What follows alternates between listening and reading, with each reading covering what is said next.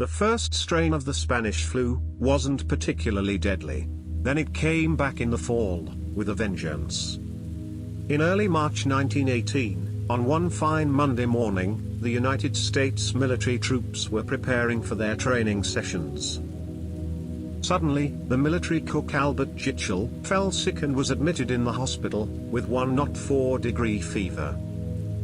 His throat was sore, his body ached all over. It had all the symptoms of a seasonal flu.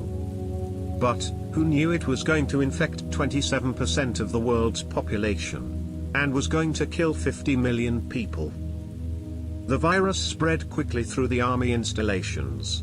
By the end of the month, 1,100 troops had been hospitalized and 38 had died. Many sick soldiers went to the battlefields of Europe. Throughout April and May of 1918, the virus spread like wildfire through England, France, Spain, and Italy. Yet, the first wave of the virus didn't appear to be particularly deadly, with symptoms like high fever and malaise, usually lasting only for 3 days. People isolated themselves, and practiced social distancing. But after a few months, they felt bad about quarantine and social distancing. When there were the first lift, people rejoiced in the streets. And the hell broke loose. From September through November of 1918, the death rate from the Spanish flu increased. In the United States alone, 195,000 Americans died from the Spanish flu in just the month of October.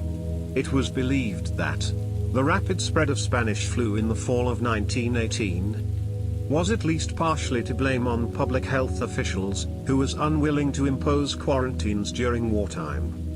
The second wave of the Spanish flu exhibited what's called a W curve. The virus killed the young, old and in between. It lasted for 2 years, in 3 waves with 500 million people infected, and 50 million deaths. That's more than all of the soldiers and civilians killed during World War I combined. But, most of the fatalities happened in the second wave. More than 20 million deaths occurred during this wave. Historians now believe that the fatal severity of the Spanish flu's second wave was caused by a mutated virus spread.